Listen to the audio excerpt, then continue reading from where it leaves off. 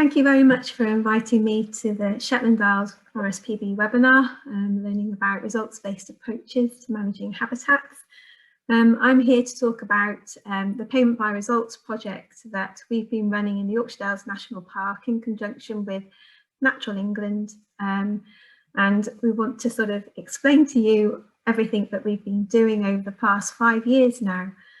So it's been a project that's been on the go since 2016 and has involved a number of farmers in 2 areas of the country, and so I'll go into it in a lot more detail as we go through. I also will introduce one of our farmers to this as well. His name's David Metcalfe. He's one of those shy farmers, unfortunately, so I'll be explaining everything that he's been doing with the PBR work that we've been running with him on his farm. So hopefully it'll be an interesting talk for you. So what is the payment by results approach? And I know some of you will already be familiar with this, but I thought it's quite important to sort of go through exactly the differences between a results-based approach and the conventional approach that most of us have been used to through our various rural development plan agri-environment schemes. So the conventional approach is all about actions and being paid to deliver actions on the ground.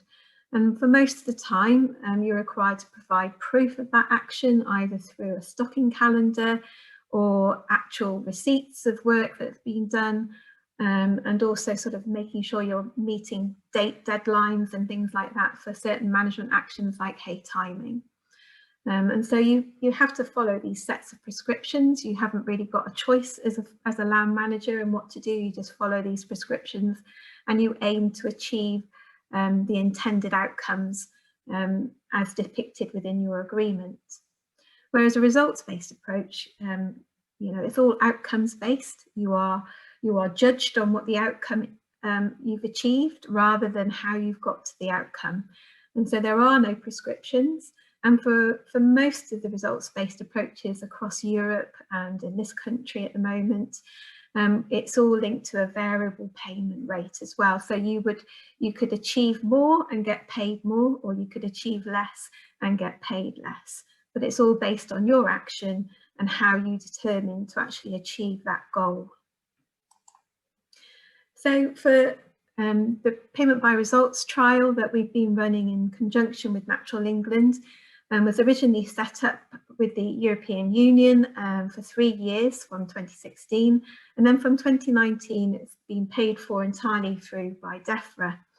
And so it's become the first domestic agri-environment scheme that's paying farmers on the ground to do some work for the environment. So we've got 2 pilot areas across the country. We have got one in Norfolk and Suffolk, which is looking at winter bird food and pollinator mixes on arable land. And then we've got the grassland management up in Wensleydale in the Yorkshire Dales National Park, looking at species-rich meadows and creating habitat for breeding waders. So the hectares that you can see, or the areas that you can see under management now, are the 2019 areas. So these are the ones that we've moved up to from the EU project. So in Wensleydale, we've got 50 hectares of meadow, and for the breeding waders, we've got 285 hectares. And this is more or less doubled since the time we moved into the EU project. So farmers have been really engaged with this approach, and they've seen it as a really good way of earning an extra income on the farm. And so they've put more land into the DEFRA project as a result of that. So with the DEFRA work, this is all going into the development of our new domestic agri-environment scheme, which will be all around environmental land management, and probably focused more into the new schemes that are going to be known as the local nature recovery scheme and potentially the landscape recovery scheme. So all this work is feeding into the design of those 2 schemes. And so we've been given policy questions that we need to try and address within the work that we're doing. And so these cover things like, is the environmental performance of habitats under a payment by results regime better than the conventional approach? We also are uniquely asking farmers to self-assess their agreements, and so we're testing whether or not farmers can accurately self-assess their results. We're also looking at the attitudes from agreement holders of the approach, and also from stakeholders, from different organisations, different farmer groups, as to what they think of the payment by results approach as well. And ultimately, for DEFRA's perspective and for Treasury, how cost effective is this approach when you compare it to a traditional conventional agri-environment scheme? So how does it work? So as I said before, we are uniquely asking farmers to carry out their self-assessments, and we see this as a really important factor within this particular example of a results-based scheme. It means that the farmers have to really look hard at their land. They have to look hard at what they need to try and achieve on their land, and sort of get greater understanding of what they need to achieve. And this has really been born out of just being aware that in conventional schemes, farmers really don't know what they're trying to achieve on the ground, and as part of their agreement, they don't know why they have to manage the land in a certain way. Whereas for making self-assessment as part of the process for this payment by results scheme, it means that they need to train, they need to learn their species, they need to understand the different management techniques that will actually achieve the results on the ground. And also, this is part of the more engagement. And so, as part of all of this, when we set up the actual design of the scheme, we decided that we would encourage a stepped payment regime as part of this. So the greater the results, the higher the payment rate you will get for that field. And vice versa, if you decided that you were quite happy at managing the land as it is at the moment, then you would accept that you would achieve a standard payment rate, for example, or a lower payment rate. With all of this, we are obviously asking farmers of their opinion every year, and we've been doing attitudinal surveys with them nearly every year, and also getting one-to-one feedback from them when we're out with the advisors, when we're out on site looking at the land with them. And this is all fed into the final report, so that DEFRA can understand really what's driving farmers to actually achieve through this project. As advisors working on the project, we're providing advice and training and continued support. And so we've provided lots of training on meadow species identification, what breeding waders need and what kind of habitat they desire for rearing all their from coming back from adulthood to breeding success, to rearing the chicks and fledging the chicks. And as part of all of this project, we're obviously trying to see whether or not the payment by results approach achieves more than the conventional approach. So we are measuring the participants' fields against fields that are under existing agri-environment schemes like countryside stewardship and higher level stewardship. And we do that every year. So this is an example of one of the breeding waders survey forms. And as you can see, it's just a series of questions or statements that the farmer needs to mark against. So they walk around their field and sort of take note of all the different habitat features on their field. And the things that we are really asking them to look at are to do with the sward structure. We're asking them to look at how much rush there is across the fields, and also looking at the extent of wet features and the quality of the wet features. And so with this particular form, we've got everything that's really top grade, or what we want to see in the fields are scoring 5 points and are marked in green in the first column.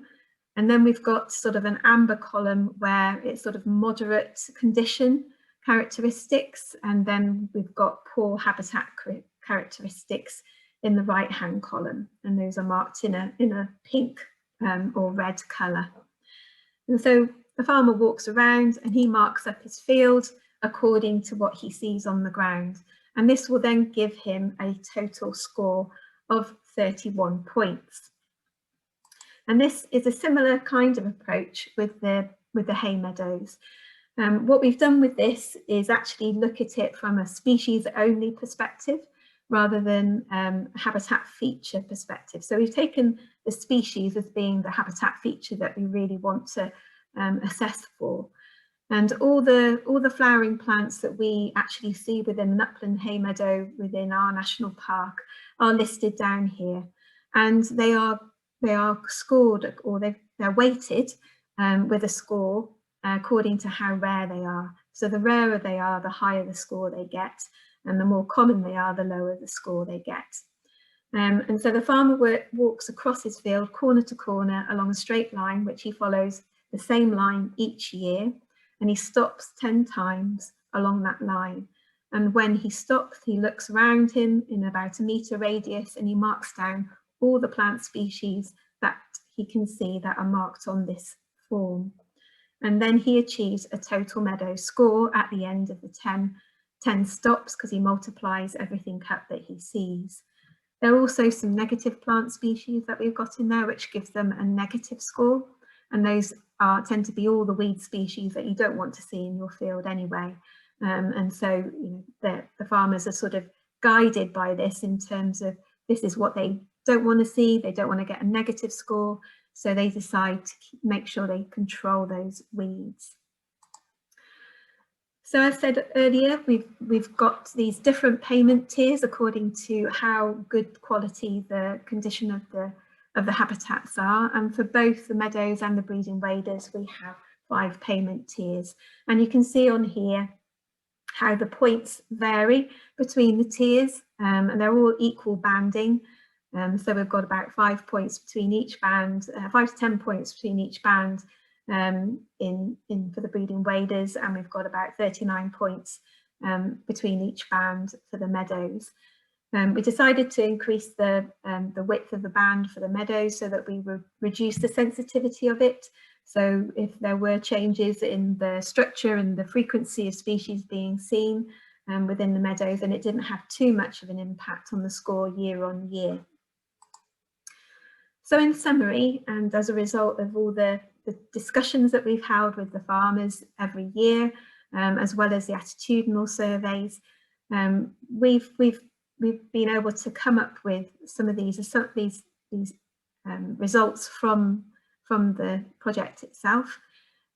So the farmers are very keen to let us know that actually it has given them that opportunity to try and do something for the environment.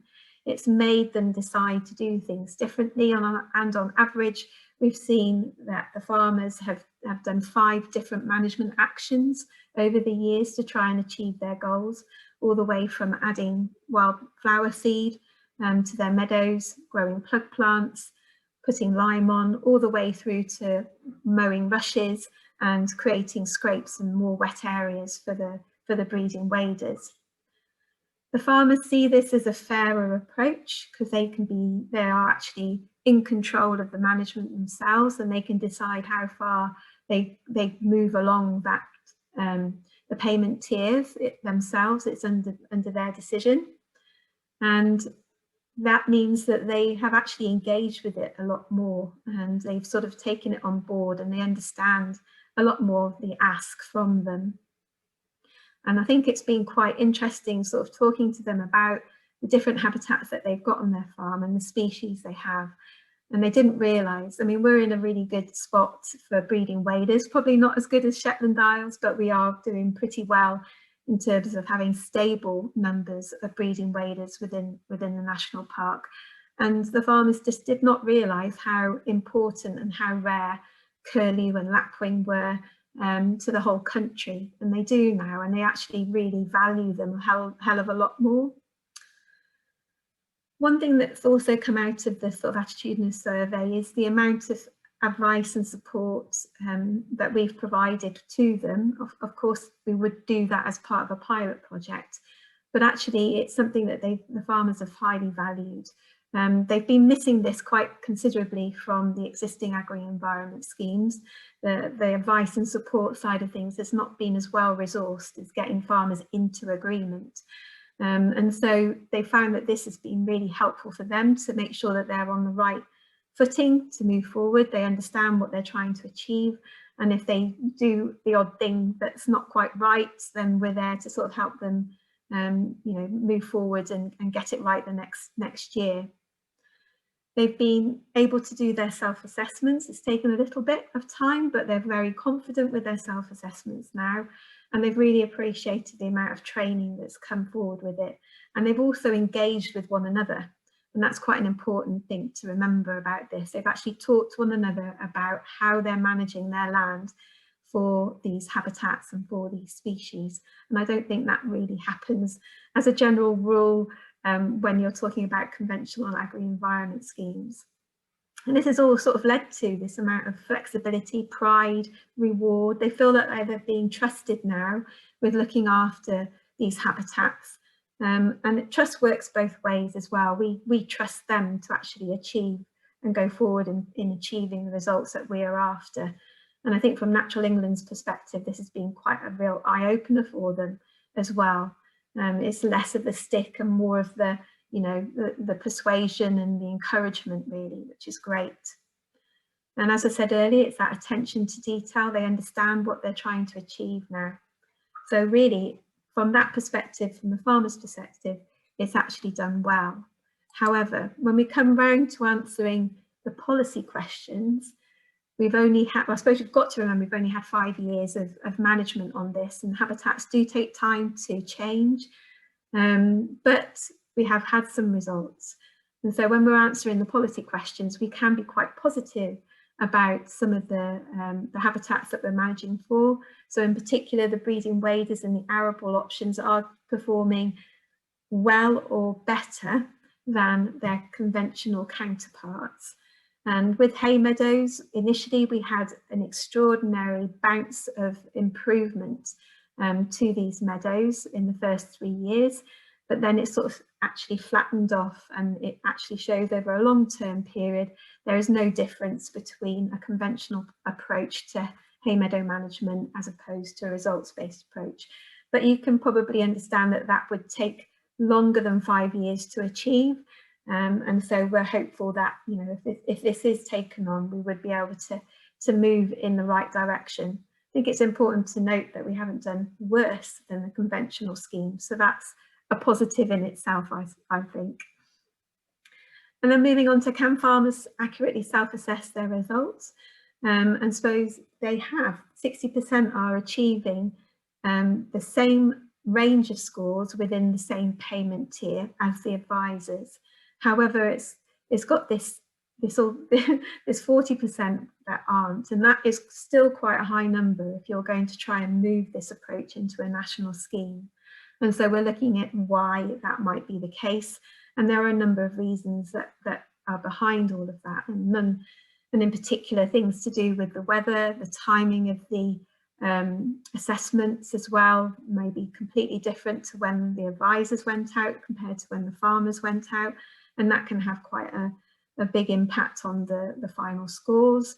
And also the weather does have this major impact on reducing the scores, particularly for the breeding waders. And we'll talk a bit more about that when we meet David Metcalfe's farm.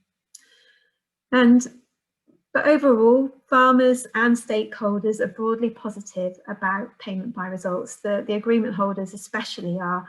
And I think anybody that's taken part in these kind of schemes have been really, really keen to extol the virtues of them and how it's been very flexible for them to adjust their management as they see fit and actually still achieve a good agri-environment style income in the long term. But as I mentioned earlier about weather and things that are outside of the farmer's control, there is still this risk of the impact of these kind of elements that can have on reducing the score value and therefore the payment that the farmer would get. There's also some concern that it might be too costly to deliver at a national scale, and that's something that we're we're really keen to try and investigate further in this final year with DEFRA on our testing trials. So moving on to the final few slides, David Metcalfe is one of our payment by results farmers. He manages Chapel House Farm. He is an owner-occupier of Chapel House Farm, inherited this from his father. He's a third-generation farmer on this particular farm. And it's just over 100 hectares of pasture, meadow and moorland within the Wensleydale area. So it's Upper Wensleydale, if anybody knows it. It's a place called Bertisett. So he's got land rising up, and you can see the top of his field in the top right-hand corner onto that moorland block of about 614 metres above sea level, so it's about 2,000 feet. And he grazes hardy cattle breeds and hill sheep on his farm. He's a very focused farmer, very focused on environmental management, and has been part of our English agri-environment schemes, particularly environmental stewardship, for the past 10 years. So he entered in 2016, and he entered 2 meadows and 1 breeding wader field into the scheme. So his meadows cover about 4 hectares of land, and his breeding wader is about 7 hectares, and they're all together in a nice neat block that you can see on your screen at the moment. So for the wader side of things, he has decided that he wants to control the amount of rush that's on his field. He got a relatively poor initial score for the rush on his field, and he needed to knock that back quite considerably and try and open it up so it would be more attractive to a greater range of species. He's also created more wet areas and scrapes on his wader field as well, and he's changed from a predominantly sheep grazed system to rearing cattle on his fields instead, and that's to help with keeping control of the rushes there. And so with the meadows, I would say that David has gone over and above what most of our PBR farmers have done because of his enthusiasm for the environment.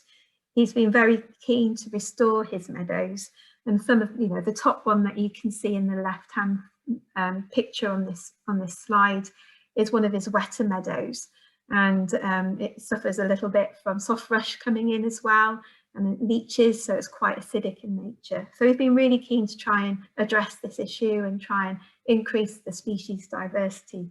So he's hand collected wildflower seed, and he's reared those into plug plants, and he has planted nearly over 500 plug plants in his 2 meadows over the last few years, and then he's also helped his partner to plant over 1,000 plug plants into her meadows as well. He's also added lime to his fields to try and address this acidity issue, and he's also looked at and undertaken an early close-up period for his hay meadows, and then he's made sure that the majority of the flowering species have flowered and set seed before he mows. And that on the odd year has been to his detriment, because he's actually lost quite a lot of crop because of drought, or because of it being too wet by the end of August, for example. So he has cut late in most years, which is in direct comparison to a conventional approach where they're allowed to cut after the 15th of July. And from what he said to us, he really likes this freedom to manage and the land as he sees fit, and he's determined to do more on the nature side for the project itself. He is really engaged with it. He also monitors his breeding wader numbers, and he's noticed that there has been a positive change in some years, and then he doesn't see them again for other years, but he's sort of noticing that a lot more in terms of how the breeding wader numbers ebb and flow on his land. Last year we had some really, really dry spring weather, and he was actually going up there himself trying to fill the scrapes up with water using a bowser so that the chicks had somewhere to go to get their invertebrates. So he's a really committed individual on that basis. not what a typical payment by results farmer would do, but it just shows how engaged he is. What he does have to say about it, though, is that, okay, it's positive from the flexibility side, but there is this risk. And he does worry about the fact that the scoring system is so sensitive.